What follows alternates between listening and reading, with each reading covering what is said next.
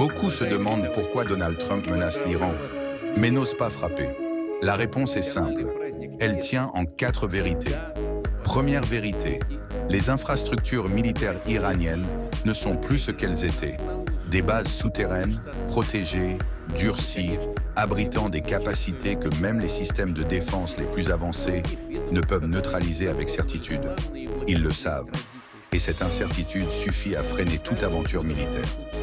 Deuxième vérité, le détroit d'Ormuz. S'il y a une attaque contre le territoire iranien, sa fermeture peut être décidée en quelques heures.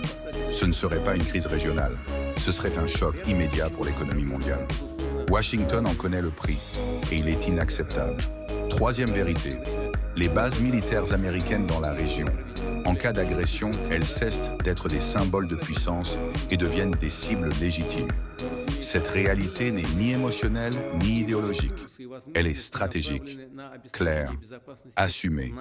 Quatrième vérité, le porte-avions USS Abraham Lincoln, visible, à portée, exposé, dans un environnement où la technologie asymétrique a redéfini la notion même de supériorité navale. L'Iran ne cherche pas la guerre, mais qu'il n'y ait aucune ambiguïté. Si une frappe devait avoir lieu, la réponse serait immédiate, coordonnée et bien plus douloureuse que ce que certains imaginent depuis leur bureau climatisé. La dissuasion n'est pas une provocation. C'est un langage que seuls les imprudents refuseront de comprendre.